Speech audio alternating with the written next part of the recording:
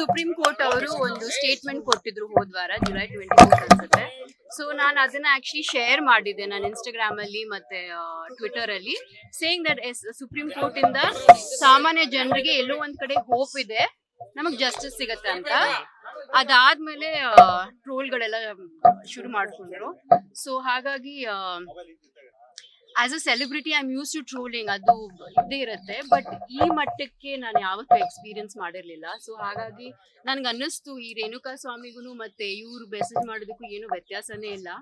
And so ಖಂಡಿತವಾಗ್ಲೂ ನನಗೆ ಈ ತರ ಕಳ್ಸ್ತಾರೆ ಅಂದ್ರೆ ಇನ್ ಸಾಮಾನ್ಯ ಹೆಣ್ಮಕ್ಳಿಗೆ ಯಾವ ತರ ಕಳಿಸ್ತಾ ಇರ್ಬೋದು, ನಮ್ಮ ಸಮಾಜ ಎಷ್ಟು ಕೀಳ್ಮಟ್ಟಕ್ಕೆ ಬಂದಿದೆ ಅಂತ ನನಗೆ ತುಂಬಾ ಬೇಸರ ಆಯ್ತು. ಸೊ ಹಾಗಾಗಿ ಐ ಥಾಟ್ ದಟ್ ಇದನ್ನ ಹಂಗೆ ಸುಮ್ಮನೆ ಬಿಡಬಾರ್ದು ಅಂತ. ಸೊ ಹಾಗಾಗಿ ನಾನು ಇವತ್ತು ಬಂದು ಕಮಿಷನರ್ ಸಾಹೇಬ್ರಿಗೆ ನಾನು ಕಂಪ್ಲೇಂಟ್ ಕೊಟ್ಟಿದ್ದೀನಿ, ಅವ್ರು ಅಕ್ಸೆಪ್ಟ್ ಮಾಡಿದ್ದಾರೆ. ಇಲ್ಲೇ ಸೈಬರ್ ಕ್ರೈಮ್ ಡಿಪಾರ್ಟ್ಮೆಂಟ್ ಇದೆ ಕಮಿಷನರ್ ಆಫೀಸ್ ಅಲ್ಲಿ, ಸೊ ಅಲ್ಲಿಗೆ ಅವರು ಫಾರ್ವರ್ಡ್ ಮಾಡ್ತೀನಿ ಅಂತ ಹೇಳಿದ್ದಾರೆ. ಸೊ ಆದಷ್ಟು ಬೇಗ ಅವರು ಆಕ್ಷನ್ ತಗೋತಾರೆ ಅಂತ ಹೇಳಿದ್ದಾರೆ. So I hope that we will get justice. And ಇದರಿಂದ ಸಮಾಜಕ್ಕೆ ಒಂದು ಮೆಸೇಜ್ ಹೋಗ್ಬೇಕಂತ ನಾನು ಇಷ್ಟಪಡ್ತೀನಿ. ಯಾಕಂದ್ರೆ ಇವಾಗ ನಾವೆಲ್ಲರೂ ಸೋಷಿಯಲ್ ಮೀಡಿಯಾ ಯೂಸ್ ಮಾಡ್ತೀವಿ. ನಾವು ಇವಾಗ ಧರ್ಮಸ್ಥಳ SIT ಇವಾಗ ಕಮಿಟಿ ಕೂಡ ಫಾರ್ಮ್ ಮಾಡಿದ್ದಾರೆ. ನೀವಲ್ಲಿ ಓದ್ತಾ ಇದ್ದೀರಾ, ಯಾವ ಬಾಡಿ ಸಿಕ್ಕಿರೋದು, ಯಾವ ಗಂಡ್ಮಕ್ಳಿಗೆ ಯಾವ್ದು ಸಿಕ್ಕಿಲ್ಲ, ಹೆಣ್ಮಕ್ಳಿಗೆ ಸಿಗ್ತಾ ಇರೋದು. ಸೊ ನಾವು ದಿನ ಓದ್ತಾ ಇದೀವಿ, ಹೆಣ್ಮಕ್ಳ ಮೇಲೇನೆ ಅತ್ಯಾಚಾರ ಆಗ್ತಾ ಇರೋದು, ರೇಪ್ ಆಗ್ಲಿ, ಮರ್ಡರ್ ಆಗ್ಲಿ, ಹ್ಯಾರಸ್ಮೆಂಟ್ ಆನ್ಲೈನ್ ಆಗ್ಲಿ, ಎಷ್ಟೋ ಹೆಣ್ಮಕ್ಳು ಸೂಸೈಡ್ ಕೂಡ ಮಾಡ್ಕೋತಾರೆ. So this should not happen. And ನಿಮಗೆ ಎಷ್ಟು ಫ್ರೀಡಮ್ ಇದೆ ಗಂಡ್ಮಕ್ಳಿಗೆ, ಅಷ್ಟೇ ಫ್ರೀಡಮ್ ಹೆಣ್ಮಕ್ಳಿಗೂ ಇರಬೇಕು.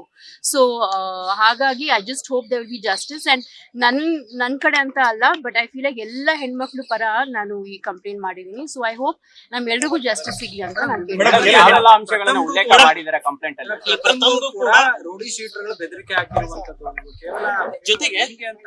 That is wrong. Why should the do that?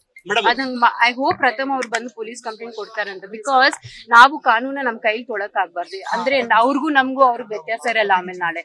ನೀವ್ ನಂಬ್ತಿರೋ ಬಿಡ್ತಿರೋ, ಬಟ್ ಅಟ್ ಲೀಸ್ಟ್ ನೀವು ಕಾನೂನ್ ಪ್ರಕಾರ ನೀವ್ ನಡ್ಕೊಂಡ್ರೆ, especially as a public figure, as a celebrity, ಮತ್ತೆ ಎಲ್ರು ಅದೇ ತರ ಅವರು ಬಿಹೇವ್ ಮಾಡ್ತಾರೆ. ನೀವು ಕಾನೂನು ನಿಮ್ ಕೈಗೆ ತಗೊಂಡ್ರೆ ಸಮಾಜಕ್ಕೆ ಏನ್ ಮೆಸೇಜ್ ಕೊಡ್ತಾ ಇದೀರಾ ನೀವು?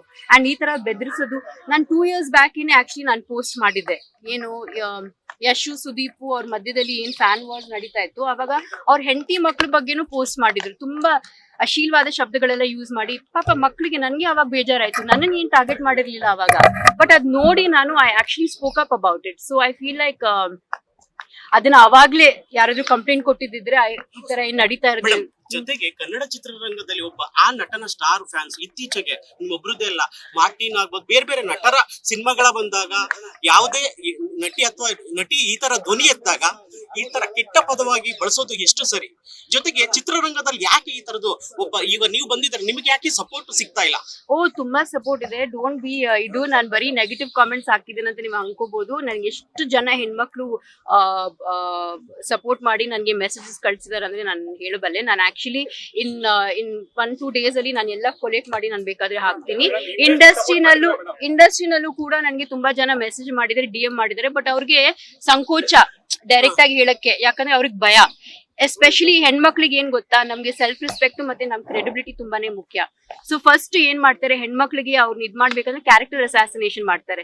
ಸೊ ಹೆಣ್ಮಕ್ಳು ಪಾಪ ತುಂಬಾ ಹೆದರ್ಕೋತಾರೆ, ಕಂಪ್ಲೇಂಟ್ ಕೊಡಲ್ಲ, ಸುಮ್ನ ಆಗ್ಬಿಡ್ತಾರೆ. ಬಟ್ ಅವ್ರಿಗೆ ಅದೇ ಬೇಕಾಗಿರೋದು. ಬಟ್ ನಾವ್ ಸುಮ್ನೆ ಇರಕ್ ಆಗಲ್ಲ, ನಾವ್ ಆಕ್ಚುಲಿ ಧ್ವನಿ ಎತ್ತಬೇಕು, ಇದ್ರ ಬಗ್ಗೆ ನಾವ್ ಮಾತಾಡ್ಲೇಬೇಕು. ಇಲ್ಲಾಂದ್ರೆ ಆಯ್ತು ಫೈನ್, ನಾನ್ ಇವತ್ತು ಹೋಗ್ತೀನಿ, ಅಟ್ಲೀಸ್ಟ್ ನಾನು ಒಂದ್ ವಿಷಯದ್ರಲ್ಲಾದ್ರೂ ನಾನು ಏನಾದ್ರೂ ಒಂದ್ ಹೋರಾಟ ಮಾಡಿದೀನ, ಒಬ್ರಿಗೆ ಇದ್ ಮಾಡಿದೀನ, ಅದು ನನಗೆ I feel is important. Latest ಹಾಗೂ ಇಂಟ್ರೆಸ್ಟಿಂಗ್ ಸುದ್ದಿಗಳಿಗಾಗಿ ಬಾಸ್ ಟಿವಿ ಕನ್ನಡ ಚಾನೆಲ್ನ ಸಬ್ಸ್ಕ್ರೈಬ್ ಮಾಡಿ, ಹಾಗೆಯೇ ಬೆಲ್ ಐಕಾನ್ ಪ್ರೆಸ್ ಮಾಡಿ.